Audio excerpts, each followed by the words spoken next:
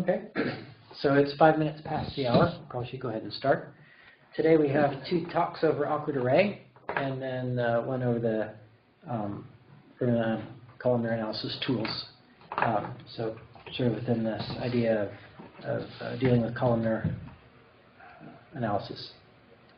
Okay, Jim? Okay, so I see you're recording. All right, I'll just start into it. So yeah, I'll be talking about an awkward array implementation based on Numba, because the idea is that awkward array is an API with multiple implementations. So actually, I'll start from some perspective. I was recently presenting an accelerating Python tutorial to non-particle physicists. So you can see the breakdown here. They were scientists, and mostly technical, but not particle physicists. And so I started the way that I normally do by showing normal for loopy code and how you have to fundamentally rewrite it to take advantage of NumPy, and then why that might be worth the effort. But my surprise was that they were actually more comfortable with the vectorized form. So they had been, their first tool was NumPy and Pandas, and actually writing code that involves loops was would be more novel. So regardless of which side of the divide you start on, the event at a time and operation at a time approaches are rather different, and they have different advantages. And those advantages are not all speed. So in event at a time code, looking at it on the left here, you have an explicit for loop, and that allows that can be good for debugging, because you know exactly the order in which these instructions will be executed. So you know how to insert breakpoints, watch variables, and when you're trying to understand some bug, you're trying to understand a single event. However, this is sort of an expanded out view of your work. It can be very detailed, which is why it's good for debugging, but that detail can obscure the big picture. In the operation at a time view, the composition of functions that you get from this can read like a natural language. It can read like English. But the indices can be hard to align. I think it could be called error-driven development, because whenever I'm trying to do this, often I have to go through like maybe 5 errors trying to align indices until the indices are aligned, and then it will just always work. So most of the talks about awkward array, including most of the ones at this meeting, are about the value of introducing operation at a time into particle physics, because we traditionally start from the for loopy view. But this talk will be the other direction. It'll be about getting event at a time Python using awkward arrays without the speed penalty. And the reason that I think that this is important is because programming strategy should be a separate question from the performance. We shouldn't have to use columnar operation at a time view in order to get speed. We should use one or the other depending on the value it has in expressing our intent for the analysis script. So I'm going to use Numba, and I've talked about it many times, but in case anyone hasn't heard, Numba can compile, as in literally compile, just like C gets compiled, compile subsets of Python. And I've been using it for more than 2 years now.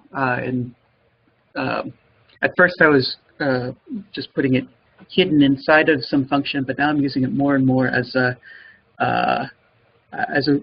recommended way for data analysts to optimize their own code.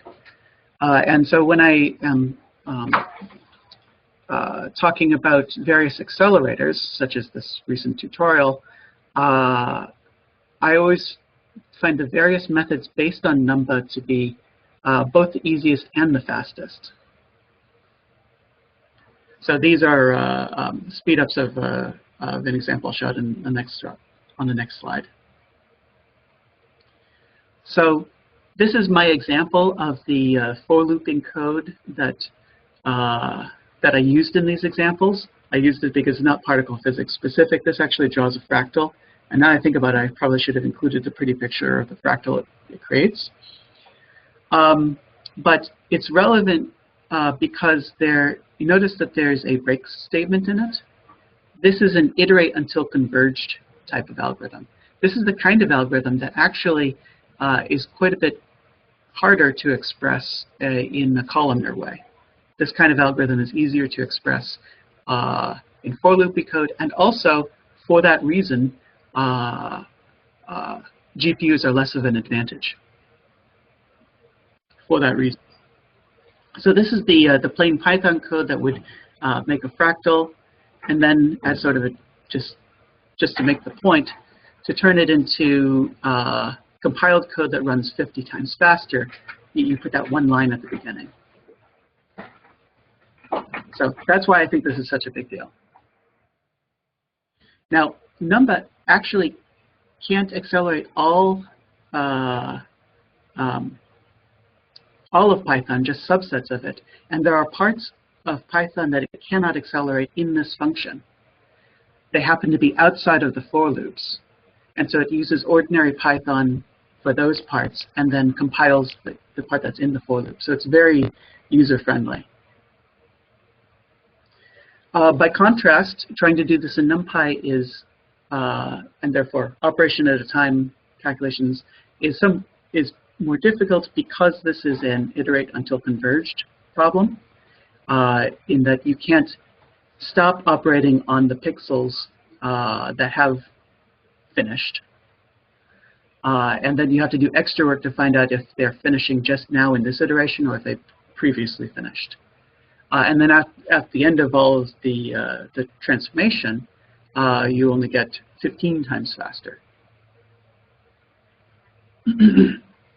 So getting to so at first Numba seems wonderful. It just magically makes things 50 times faster. But here's the catch.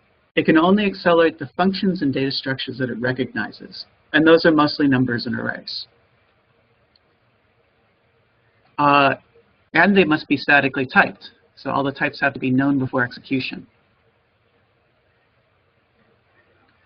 And so it has a parameter that lets you toggle between only allowing accelerated code and giving you an error if it doesn't, or just try to accelerate what it can. And maybe you might be missing out on some speed up because you're not noticing that it's falling back to normal Python. Now, Numba has that drawback, but we can mitigate it because it has an extension mechanism in order to teach it about our functions and our types. And so that's what I did with awkward array. Awkward arrays, although this is a Python library, a given awkward array is statically typed in the sense that no matter how complicated its structure, and here's an example, my favorite example where I threw in all the bells and whistles and made the structure of that array as complicated as possible. It has a known type, a type that is known without having to iterate over all the elements in the array. So then the goal of this project of Awkward Numba is to unbox the array types so that it becomes something that Numba recognizes, and lower the functions and methods so that they become something that Numba recognizes. And then analysis code that uses awkward array would be able to just say at numba.jit at the beginning of it. So the status is that I've done this for jagged array, but for useful work, probably also need tables. This is usable.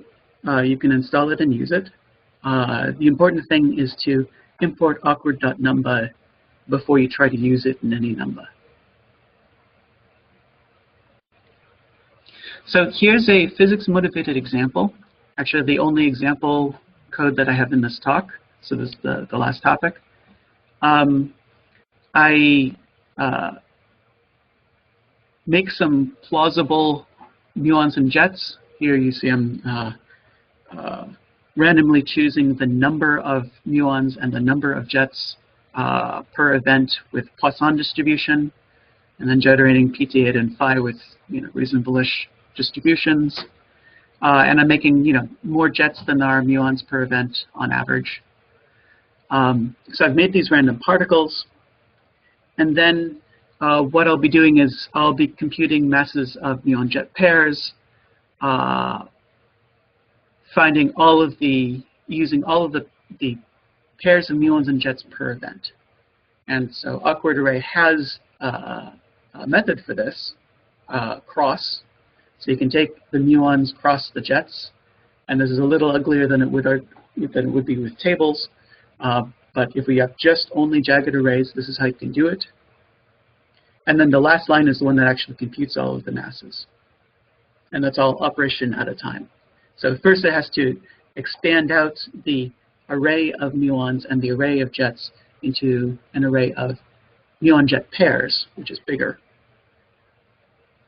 And then I do it separately for each of the jagged arrays because we don't have tables yet. Now, the for loopy code to do the same thing is a bit longer, but it is more explicit, and it would perhaps be more familiar. The word cross doesn't appear anywhere here. Instead, we have the first for loop is an event loop, and then the two for loops inside of that. One's a loop over all muons in the event, and the second's a loop over all jets in the event. And that's how we would normally find pairs of muons and jets in events, is we'd have two nested for loops. And then the mass calculation is the same, but in this case it's a scalar calculation. And then there's a little bit of boilerplate to build the jagged array at the end so that we're doing exactly the same thing in the columnar code with cross and the for loopy code that's more traditional. So then to turn this into Numba compiled, we just put the decorator at the beginning of the function. And then it knows how to, and because we've done import awkward.numba, Numba recognizes awkward arrays as something that it can accelerate, and it does. And the acceleration is actually pretty good. With jagged cross, we can do this in 1 second. With a plain Python loop, it's 2 minutes. But then with a Numba compiled loop, it can be 1/5 of a second. I'm not going to get too much into the difference between jagged array cross and the Numba compiled. Cross makes multiple passes over the data. It's not too surprising that we're within a factor of several of what you can get by compiling a specialized loop for it. The real important thing here is the factor of 600 between the plain Python and the Numba compiled. So that's it. That's the reason for this. So you can do operation at a time code like jagged array.cross, or you can do the for loopy code that we're familiar with and does a better job on iterate until converge type algorithms. And the choice between them is not because one is faster. The choice between them is because one makes more sense for what it is you're trying to do. Right, that's what I just said. So summary, I highly recommend Numba. Although code blocks are only accelerated if they, in Numba, if they consist of recognized functions and data structures. So we can teach Numba so they can recognize awkward arrays. We're done with jagged arrays, which was but the hardest and perhaps most important. And then when we finish with tables, object arrays, and maybe we also need masked arrays. I can't think of any physics scripts that are using any of the other 9 awkward array types beyond that. Although the goal of this project is to just finish it up so that it's identical. So that there'll be one version of awkward array which has no dependencies and just uses NumPy. Another version of it that depends on Numba but lets you do more things, and so on. So that's all. Any questions? Yeah, Jim, so I have a question. When it comes to some of the tweaks and things that you can do with Numba, have you tried looking at what the parallel equals true keyword does to awkward calls? Because I found that for when you have compiled NumPy ufuncs inside of a numba.injitted thing, it won't necessarily get rid of the for loops that are outside of each ufunc call that you're making, but if you use parallel equals true and all the shapes of the arrays are the same, it will actually collapse those 2 for loops into one, and you'll get a factor of 2 speed up just from that. Now, in awkward arrays, everything, there are numerous operations that are very expressive and compact that we use that all have the same shape, but you're like generating a fancy index to then pass into some array that you want to extract only certain values from, like taking muons where muon pt greater than 20 or something like that. Can the same parallel optimizations be made for the awkward arrays as for the NumPy arrays? Because that would be actually really useful if we could get that kind of speed up almost immediately. Yeah. So what you're saying is that Numba recognizes the NumPy ufuncs and is able to fuse the loops. Precisely. That's neat. I didn't know that. I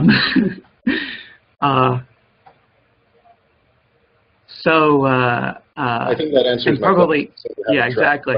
Because I didn't know about it. No, I didn't design for it. I was imagining that if you're using awkward Numba, you're writing explicit for loops where you get to fuse the loops yourself. But I hadn't thought that you could be clever enough to still do columnar operations but have Numba fuse them for you. Yeah, it's a particular keyword to the ngit decorator. That's just called parallel. And if you set parallel equals true, it tries to do these optimizations. Yeah, I've used parallel equals true because it's what enables the p range, which is another nifty thing about Numba I haven't talked about here, but you can replace everywhere you have range, like a Python range, you can replace it with p range, and that's kind of like an OpenMP parallel 4. Oh, interesting. And that sort of thing would work because that's just doing like an OpenMP parallel 4, and since I'm talking about explicit for loops over the awkward arrays, those are embarrassingly parallel and it would be able to parallelize those just like anything else.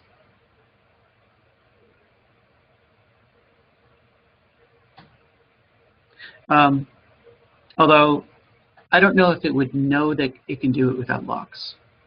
It would, but I don't know if it would know that. So I'm not sure. Time to get out there and break things then. Okay, yeah. Interesting.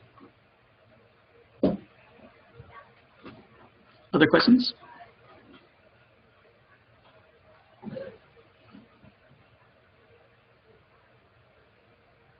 I have a question, which is, did Michael, yes, okay. So Michael's here? And I had one question, but I turned the oh, microphone sure. off. So could you teach Numba about things, say, in uproot methods as well, like the T vectors? Would that be similar to this? Yeah, it would. I hadn't thought about it, but yeah, that's true. And the other question, in terms of design, could the parts that basically teach Numba about these types, could that be part of just regular awkward, and those would be available if Numba is available and not if it's not? Right. Yeah. So that was a design decision early on whether it should try to import Numba, and if it's successful, just automatically switch over to the other implementation. Yeah. Right. That is the reason I decided not to do that. To be explicit is better than implicit. First of all, attempting to import a module to find out if it exists is not a good idea if the module is slow to load like Numba is. There's a fraction of a second to load it because it's got to, bring up some LLVM thing. And just doing that all the time, even if you're not going to use it, doesn't make sense. Well, you'd potentially only do it if you did awkward.numba, not just awkward. Oh, yeah. Oh, I thought you were asking, okay, I guess I missed the question, because I thought that you're asking why awkward.numba is a separate implementation instead of a, try except on the base implementation. Now, why doesn't it, I'm just curious why it doesn't sit inside the main awkward, why it needs to be a separate piece. If you just never import awkward.numba and then a user has to do import awkward.numba to activate it, would that also work?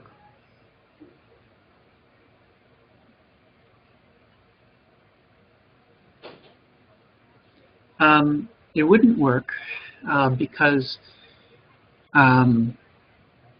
we need to use Numba functions in order to teach Numba, in order to register things in Numba's lookup tables. To do that, Numba has to be imported. What we'd really love to have happen is the user just does import Numba. They don't even think about awkward.numba, and then their awkward things just work inside of it. When does the registration happen? Yeah, that would not work because of that, because you would have to check for Numba and import Numba every time and do the registration, which I assume takes some time. Yeah, right. It's a fraction of a second, but let's not overload for no good reason. Yeah.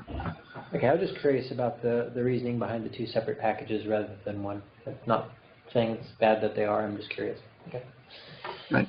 All right. Just to add in something there, at least in the Coffea packages and Fermilab column analysis tools, we actually do the wrapper where if there exists awkward Numba, we import that as awkward in a centralized utilities package, and then it propagates through all of the other operations that you do. And it just, well, I don't know, it makes it a lot more clean, at least to me, programming on top of awkward and awkward Numba, to have that decision be made in the package that that you're designing instead of having something outside of your control. It's just clean in some sense. Okay, I'm not sure which is clean, because what you described sounds like a good situation to me, because the Columnar analysis tools package is for physicist convenient interface. And so we're talking about a physicist convenience. That sounds like the right place to put it. Yeah, no, that's what I meant. Thank you. Oh, okay, good. Okay.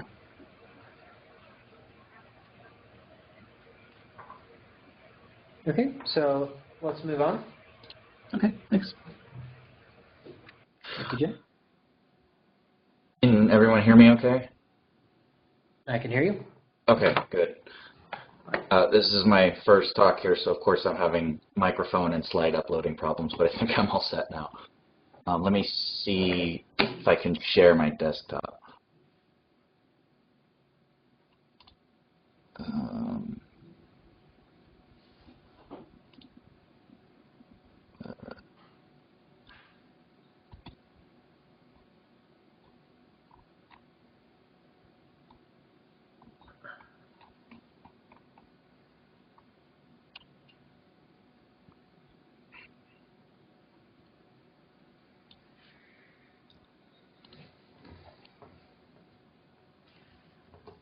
okay.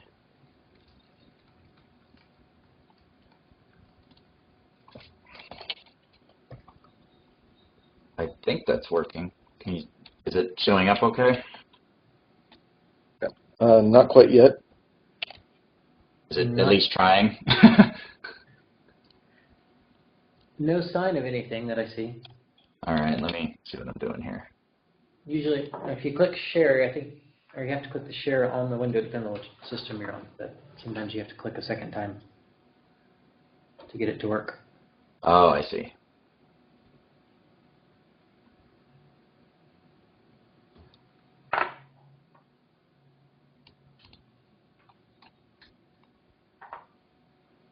It's okay.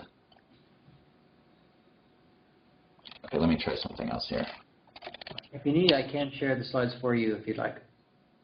I think it'll be okay. I just need to. Okay. Maybe I'll try sharing like just preview or something like that because it's not pulling up my browser window for some reason. There we go. Do it. And then, okay. That's coming up. Okay, good. All right. So if everyone's ready, I'll go ahead. Okay, so I'm going to talk a little bit about interfacing awkward array with pandas. So I think everybody here probably knows what pandas is, but really quickly, what it is and why we care. It's a great Python tool for manipulating columns of NumPy arrays, essentially. And I'm sure there are lots of other better definitions for it, but that's how I'm considering it for what I'm doing. It's tightly integrated with NumPy and SciPy. It's very popular, open source, and it has a large active community, which means that it's something that we probably want to be a part of. But in order to use pandas, you need to have each column of your data essentially be a standard NumPy type to utilize its full power. So in other words, the best use case for it currently is for flat and tables and n tuples, which means that variable length arrays are at best prohibitively cumbersome, and it's just usually not feasible or possible to use pandas in this way. So ultimately, pandas is not HEP friendly. But over the last year or so, Pandas has listened to the community, and they've developed an extensions API, which this essentially allows packages to extend pandas with custom arrays and data types. And this is great because that means we no longer have to wait for Pandas development team to support a specific data structure or type. The only requirement is that the data type must be representable as a one-dimensional NumPy array. And so with Jim's recent efforts, this looks like awkward array is a good candidate to interface with this Pandas extension API. So the details of what the extension for the extension API is that the arrays have to be instances of the Pandas extension array, and they need to have a unique type using Pandas extension D type. So those objects are found just in that little code snippet there from Pandas API extensions. And ultimately, I'm not getting into the nitty-gritty details of what I've done here, but I'm happy to answer questions at any point if people are curious. But if done properly, Pandas will not coerce awkward arrays into NumPy object arrays, which is computationally expensive to do all these translations, especially if you have arbitrarily large awkward arrays. So then, ideally, we should be able to store awkward arrays and then access or manipulate them inside of Pandas data frames natively with all of Pandas functionality, which would be. So my first attempts at trying to do this are on the. It doesn't show up for some reason, but awkpandas is a link to the branch of awkward array on GitHub that I've been working on. The caveats first, this is very experimental. This is not in any way supposed to be like go ahead and start using this. This is just showing that it can do anything. For example, I'm currently forcing awkward array to use the extension array as a base class, which is ultimately not what we want to do, but just to get to demonstrate that it can work, that's what I'm doing. And to just kind of spoil the results, I can successfully pass a jagged array to a data frame and then return that same jagged array. And I've also created somewhat of a namespace in Pandas data frames called awkward, and I'll show more details of what that looks like.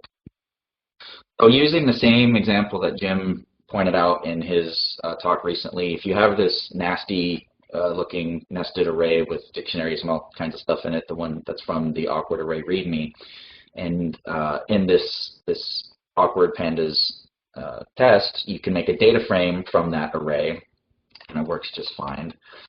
And if you print it, it will show that it actually has a data type. And actually, it shouldn't just be print df. I forgot to put the accessing the array variable inside of the data frame. So sorry about that. So anyway, it shows that it's a D type called awkward, and you can get more information from that from the code. And if you do df, the array variable that I showed before, and just do values, it gets the jagged array back. So it doesn't, if you try and do it currently without any of this stuff that I've implemented in awkpandas, it gives you a NumPy array with a bunch of lists inside of it instead of a jagged array. So that's the first step, is that it actually handles jagged arrays in and out without losing any of the information. So you can then do df array or ARR as it is dot values, then dot content or dot to list, or index it like a native jagged array. Then the other thing I did is there's this custom accessor for awkward array objects. So if you do that, the data frame, and select the array object in there, dot awkward, there's an init function and get attribute and things like that that are already predefined, and we can define whatever methods we want inside that namespace, and it's able to define it anytime you load anything with that awkward D type into a pandas data frame. So this is my last slide, kind of quick, but this took me a while to figure out. It's not a lot of code, but it took me a little bit to figure out exactly how to do it. So moving forward, currently this is not very useful. Like I said, this is just a proof of concept. To actually do indexing or jagged indexing, I'm not sure what the proper term is, you need to have the values parameter, or the values method to actually get to access the jagged array, and then you can do indexing. If you just do that without dot values, it doesn't work. It needs a multi-index. I'm not sure if that's a problem, if that's something we want to implement, how we want to go forward with that. But I mean, a lot of this is going to be figuring out needs as we go, I assume. And then beyond that is we'll need to figure out like which awkward array features need to be implemented, and either from this accessor, the accessor using dfr and then dot awkward, and then having methods there. Then the next thing is kind of how Jim described an awkward number. We don't want to make pandas an explicit dependency of awkward array. This would affect uproot as well, which we don't want to do.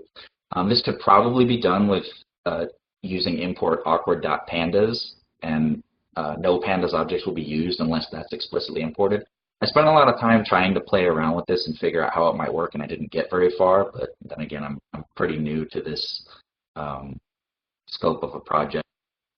Open to suggestions and ideas on the best way to do that. I think once that's in place, it's that might be the last sort of obviously needed thing before starting to add features to this function. All I have, and I'm happy to take questions. Hey, Mike, that was pretty interesting. I just have one quick question. Sure. How much research did you do into the existing arrow buffer interface that's already there for pandas that they use quite heavily in the last version?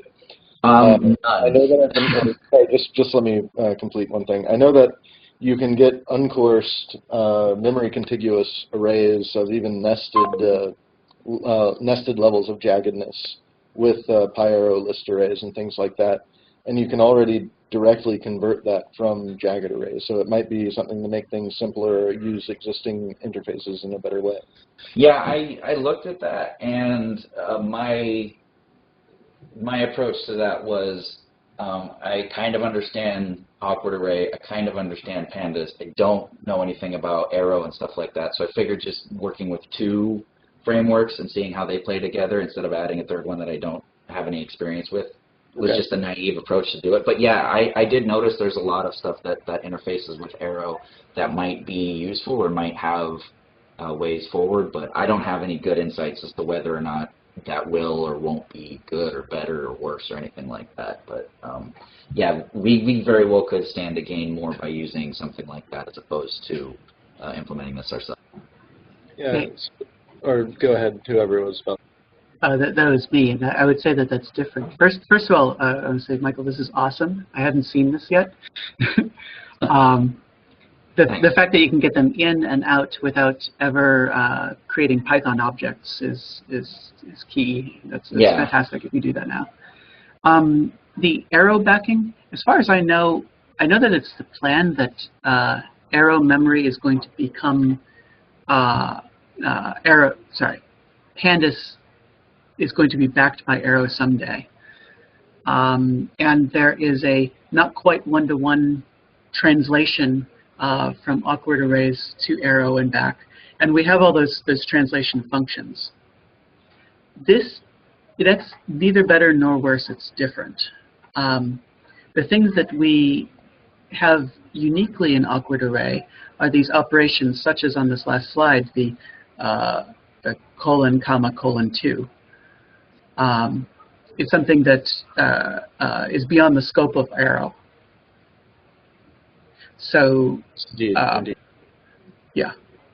So, and the goal, the reason that we were interested in this was to be able to do these awkward operations, not the data structure, but the operations in Pandas.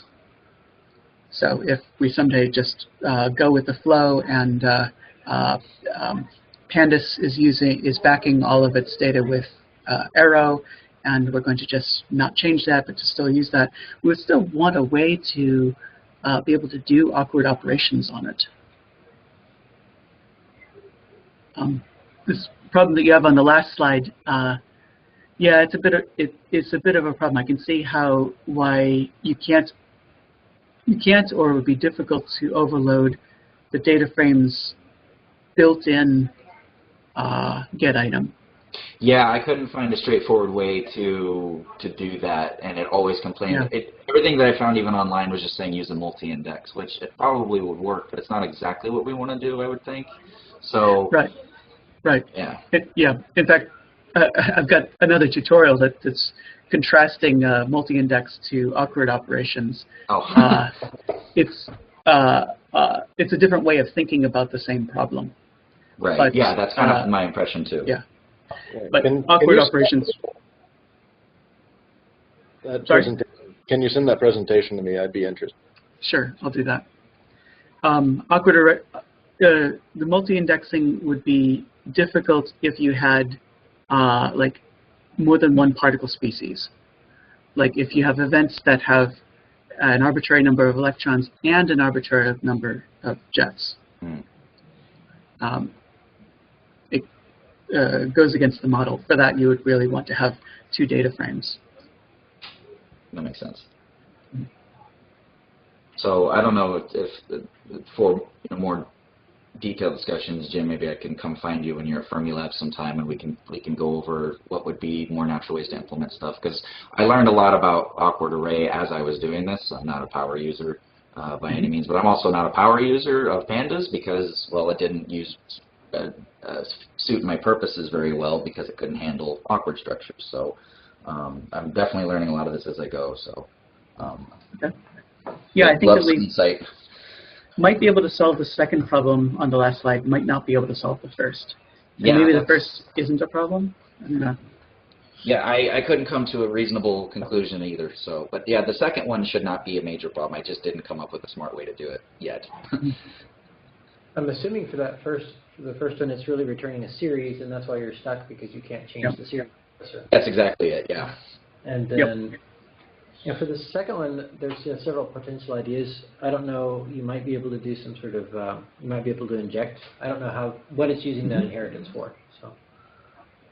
Well, essentially what needs to happen is you need to use the mix-in operator that is like the base class for awkward array. That needs to be an instance of the pandas extension array. So you need to go all the way down to like the util.py file, and then there's a try except condition in there that you then have to break and force it to. That's how I'm doing it now, is I'm breaking the try except and then forcing it to take this extension array object. So it's more about handling one particular line in one file, but it's all the way at the base of awkward array. Could you just the MRO? Can you say that again? I'm sorry. Can you just inject this in as basically as a registered base class, but it's not really one? So it'll answer the question: am I a base class? As yes. Or do I come from that base, but it's not actually one. You can register these several ways to do it. You can do it through like an abstract base class register. I myself haven't done anything like that. I know what some of those words mean. I'll put it that way. If you can get it to work by changing a single try except, I think you can make it fake the fact that it's that's a base class when it's not.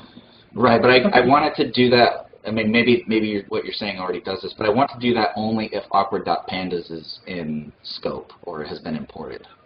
Would that work? So if you import that, you would basically, then part of that import would register the pandas. It would import pandas, then it would register this into the into awkward, but that would be done afterwards. So after you imported this, it would answer, am I a pandas thing? It would answer that question as yes. Okay. I think I have some code I can send you that would. That would be sweet. Yeah, I'm all for making this as easy or simple as possible. I just It depends on the check. You have this code somewhere that. Yeah. It's on GitHub. It's on the awkward array GitHub. There's a branch called awk-pandas. That's where everything is. Okay. Yeah, the link on page 5. It's not texted. The text doesn't jump out as a link, but the awk-pandas is a link to the branch of the repository. Yeah, in LaTeX you have to explicitly make the links blue. It doesn't automatically happen, but it is a link.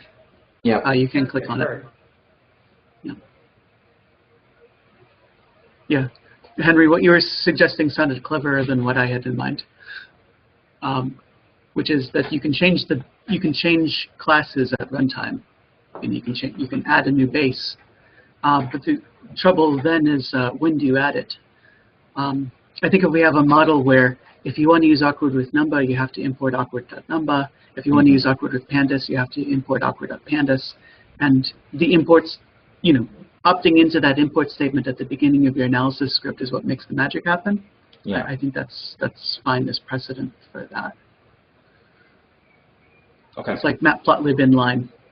People just, get used to it. Mm-hmm. Yeah, so Henry, if you have code or suggestions, either send it to me or even suggest it on the GitHub repository. It would be helpful. It'd be great. Okay. One other quick question: is this the working with the latest release of Pandas, or what? When did the support really come out in the release? I think it was Pandas 0.24. I think that's the. Okay. I think that's the import error message I throw if you don't have compatibility, so it has to be Pandas 0.24. So it was definitely within the last 2 years, but it may have been more recent than that. Jim might know. I was pointed to this by an email that is at least a year old, saying, look, Pandas has this extension capability. You should mix it with the project that predated awkward array, and so I've kept that email in my inbox ever since. So it's been about a year. A lot of the Pandas documentation for this is a little bit different than what we want to do because they wrote this with people who just explicitly want something that plays with Pandas. Unlike what we want to do is utilize Pandas functionality, but the whole point of awkward array is not to make it compatible with Pandas. So. A lot of the examples say, yeah, just plug this. Like Cyber Pandas is the most common example you see online, and that was it's for using IP addresses natively in Pandas data frames. And the whole structure is just built around the idea of this is only going to be used inside of Pandas. So there's not a lot of documentation on what to use and how to do it. So a lot of this was me winging it for a couple months.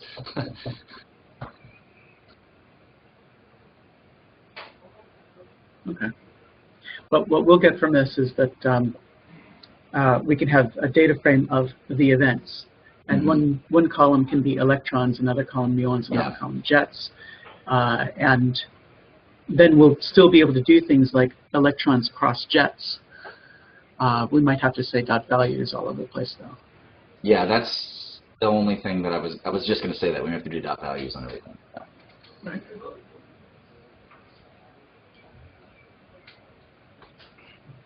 Okay, so I think we're ready to move to our final topic. Okay, I will smartly figure. Okay, there.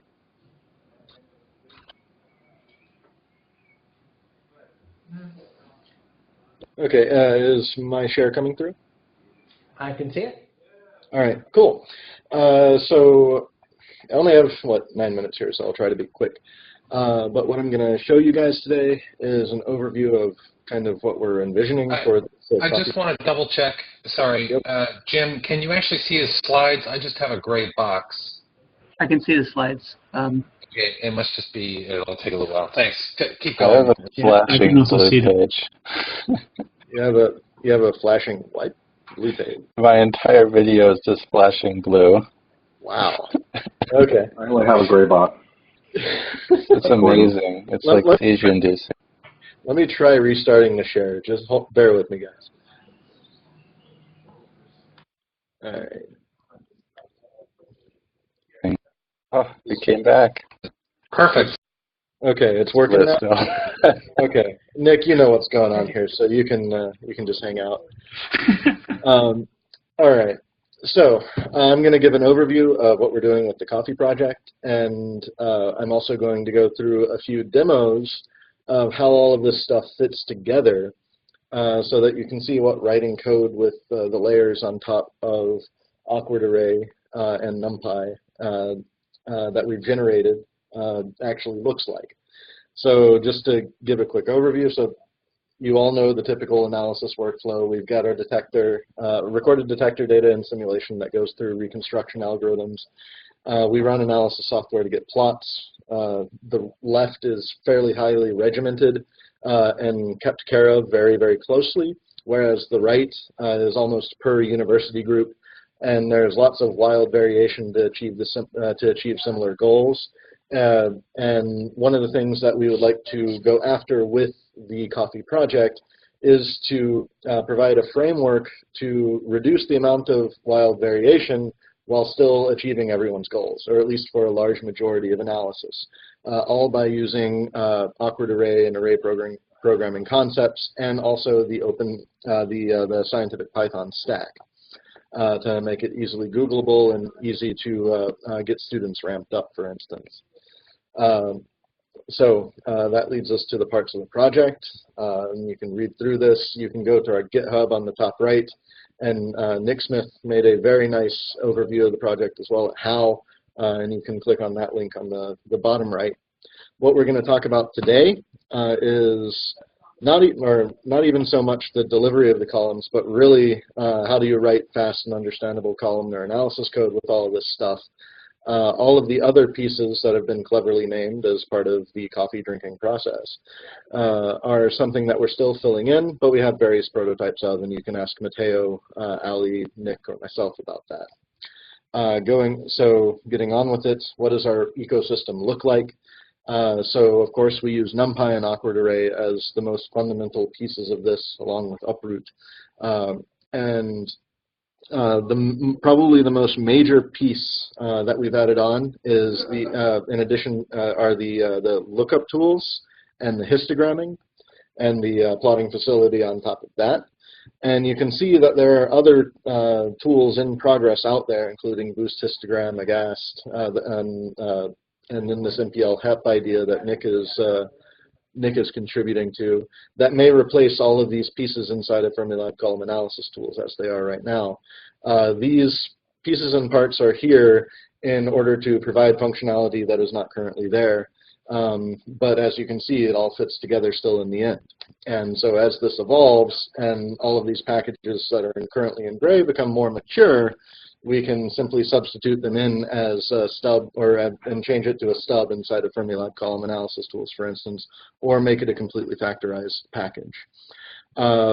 The one main thing to note is that when you do need root, you can always go back to root and use the standard statistical tools that we have out there, so it doesn't completely excise us from the rest of the high energy physics community in terms of needing to do fits or the language that we speak about, or the language that we speak in terms of fits.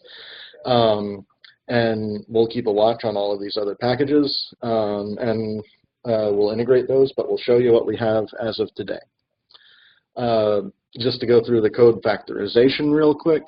So of course, awkward is really the replacement of the event data model, or an event loop in this case. Of course, it only deals with basic types.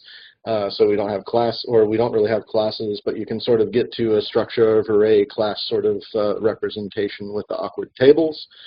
What Fermilab column analysis tools is doing is taking care of making things that look like analysis objects, making it so that we can calculate scale factors and jet energy corrections, a lot of the physicist-friendly pieces and parts of the workflow that would otherwise be missing on top of awkward.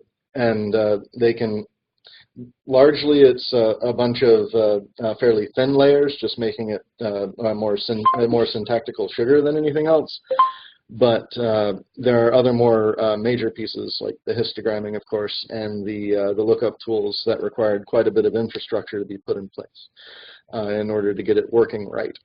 In all of these cases, we're not using any event loops. They're all implicit loops over arrays, as we've been talking about in the previous talks. And you can see how everything scales out, or sorry, gets mapped onto user analysis code at the end. And you can see that we have not only lookup tools, but and layer on top of that, that's CNS specific, which is JetMap tools, that allows us to parse our jet energy correction files and then apply them to jet objects that the user can make inside of Fermilab column analysis tools-based code. So next, we're going to go on to some demos. All of these demos are written by the authors. And some of the demos that I'm going to show you are works in progress of real analysis. They're going to be a little bit idiomatic. We're working on an open data example that I'm going to show you the 5 lines of code that currently is, that Nick just gave me before this meeting. And it's going to turn into a ZPeak example with full systematics that's hopefully a bit less idiomatic and can serve as a tool for people to use in order to bootstrap themselves into this way of thinking about analysis. And in all of these, if you want clarification, just ask. So the first thing to talk about is making analysis objects. So you really need, when you're doing this, you need to list which columns you actually want to use when you're making a set of muons or jets or something like that that you actually want to apply cuts to over all of your events. So you can list that you, in this particular one, for instance, you would want the prefix for everything to be electron, and then you'd want the 4 momenta of the charge and the type ID in a particular intuple that you're reading in. Once that's bound together into an object, we've added in just something that allows you to use the typical dot operator to get a attribute of an electron that you've made. So you can do triggered electrons.pt, for instance, or you can do the absolute value of eta less than 2.5 for fiducial cuts over all the objects, and you can then bitwise and all of these masked together, as you're seeing in the middle row here. And then on top of that, as you saw in Jen's presentation on awkward Numba, there's also the ability to make distinct pairs of things and do fancy indexing. And you can, since it's all inheriting from jagged array, and this is really a mix-in, this jagged candidate array that we're using, it has all of the same underlying features as a jagged array, so you can use all of that syntax. And then it does only a little bit extra bookkeeping on top of that in order to keep track of the form momentum of a combined jagged object. For instance, if you have a dilepton that you've made, it will calculate the form momentum of that, whilst also keeping track of the two daughter leptons.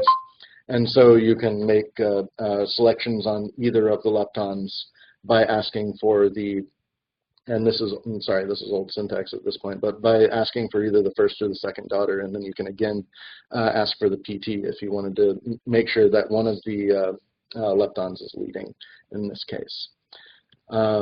So to have a simple example of that, this is actually the the open data example that I was talking about. So from here, we're going to get histogramming stuff and Fermilab column analysis tools, so that's what import hist is doing. And then beneath hist, there's a plotting interface as well. And then finally, we get the analysis objects and uproot so that we can actually read our end tuple and bind things together into analysis objects so that you can make a dilepton, for instance.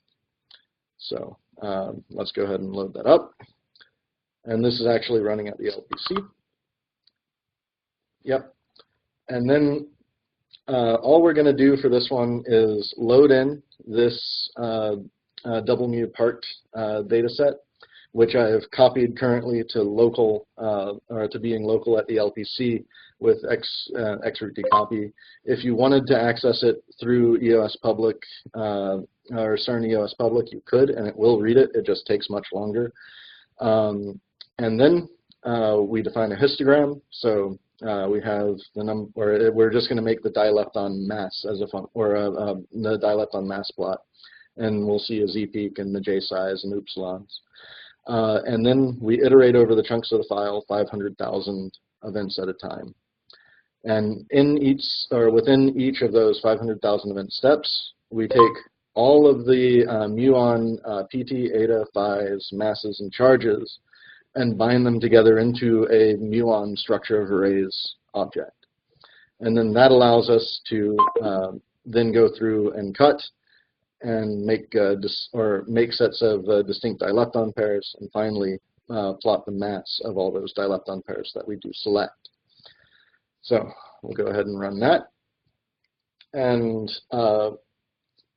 then we'll plot it after that. So as you can see, once you get the object made, and in particular this object is something that's extensible after you make it as well, so you can actually go muons.add attributes, and then a equals. You can do syntax like this, and then you'll have an attribute where it's muons.a, and you'll be able to follow that around, follow that new attribute that you've made around as you select and pare down the muons that you're analyzing. Okay, sorry, yeah, so it's just on processing. It's a 3 GB file that it's running through. And then if we plot this, you can see that we've got the, the eta in the row, the j psi, the psi2s, the upsilons up to 3s, the Drell-Yan continuum into the z-peak. So it looks exactly like you'd expect, and the most boilerplate plot that you can make is really one line of code, and if you want log axes, it's one line for each option that you want. So it's a fairly straightforward plotting interface as well. And I hope that at least in looking at how we're selecting muons and making masks, and then also making distinct pairs of dileptons, that what we're trying to do is very manifest in the code that you're looking at. Okay, there were going to be 2 other demonstrations, but this, since it's all in one in this case, really, I'll just go through what we have, especially since we're out of time for the meeting. The one thing that looks like I just don't have time to show you today are all of our lookup tables that we have. And if you want to stay at the meeting longer and we can go through this, just ask, I'm happy to. But what we have is a very, very simple configuration file where you say in the first column, what you want to call that correction. And then the second column, what that correction is called in the root file in the third column.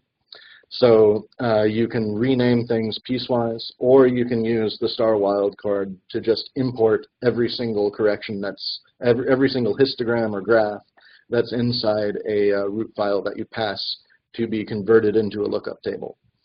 So you can take this correction file, which is in this example called new correction files.txt, and add it into this weights extractor, which will go through and, according to this configuration file, turn everything into dense lookup tables. Once you have those dense lookup tables, you can use them like functions inside of this weight evaluator. So the weight evaluator, you'll pass in the name of the correction that you want, and then it presents to you a callable, essentially a callable class, a functor, that has the signature of the histogram that it's based on. So in this case, the electrons had eta, then eta as the x-axis, and then pt as the y-axis, and similarly for the muon scale factors as well.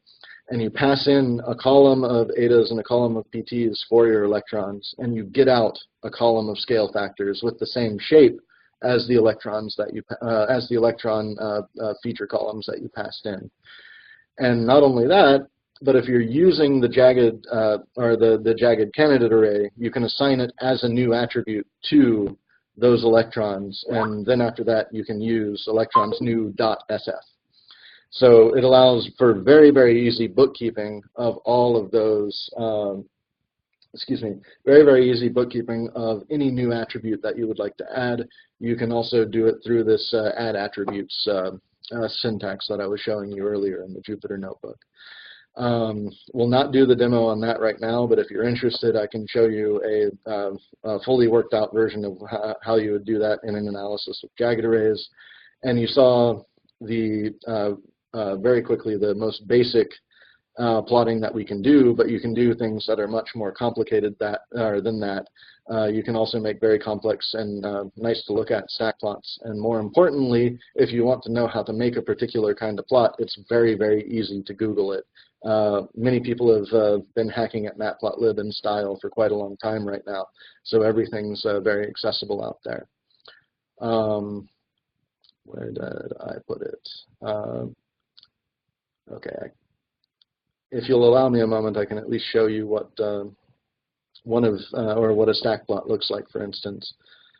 And yeah, there we go. So if we go all the way to the bottom like this, you can see that setting up all of the parameters and whatnot the first time, the boilerplate is idiomatic to matplotlib. But after you learn that part, and we're going to eventually create sort of a Rosetta Stone between this and root, you can very quickly get out a publication quality plot that you can twiddle and tweak until you get exactly something that you would like to put in your paper. So we've got everything from manipulating our data to applying scale factors to making plots, all in a reasonably well put together workflow. And we aim to have a prototype of this by roughly the end of the summer, and then we'll start factoring it out into various packages for scikit-HEP or any other appropriate location over the period after that. So, okay, that's it for this. Sorry we kind of ran over time, but yeah, I tried to make it as concise as possible. So please, question. Lindsey, thanks. I really don't think it's your fault for running over. The previous two took longer than expected. I think in general, trying to address something this complicated and all three talks in 20 minutes is probably tough. One thing I just wanted to... Go ahead. Sorry? It seemed like a tall order. Go ahead. Yeah. One thing I just wanted to ask very quickly was when you were going through the Jupyter Notebook, the demo, the actual demo part, you said at one point when you create the two, you do the cross, it automatically calculates the invariant mass. And so, I was looking at the code that you showed on the screen, but of course it never stayed still for very long. But I didn't actually see anywhere where it looked like you instructed it to calculate that. Is there... So that's what I mean by it automatically does it. So The jagged candidate array itself, let me go back to the example here. So this distincts that you're calling here, since you've made it from a jagged candidate array, is actually a wrapper on top of the jagged array distincts that takes care of keeping track of the 4 momenta and, for instance... How does it know that it's got 4 momenta? I mean, you just did P4 earlier. I mean, how does it know that that's a 4 momenta? And how does it know to calculate the invariant mass? And what if you don't need the invariant mass? Does it still calculate it, or is it on demand? So I just don't understand the thread. So this is supposed to represent a decorated, a candidate in particle physics is almost always some sort of decorated 4 vector. So that means it has to have a PT eta phi and mass in order to, fulfill that definition. And so anything that you make from if you're making a jagged candidate array from 2 jagged candidate arrays, it itself must also have a PT eta phi and mass. So you have to define how to calculate that. Now I understand. Okay, perfect. So it's this jagged candidate, which is really it's the built-in, the implicit behavior of the thing. Okay, great. Right, thanks. and we added that through a mix-in to the standard jagged array. So you don't necessarily need to take it, but it's there if you'd like the organizational tool. No, right. No, it totally makes sense now. I just didn't. I was just trying to understand where that was coming from. Gotcha.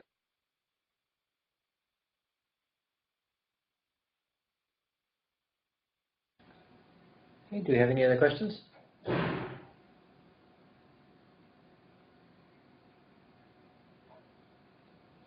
All right. Well, I think with that we can close the meeting. Thank you, everyone. Those were some very good talks. A little bit more discussion than was planned. I'm hoping in the future that maybe we'll try to do 2 talks for an hour rather than 3, because with discussion it's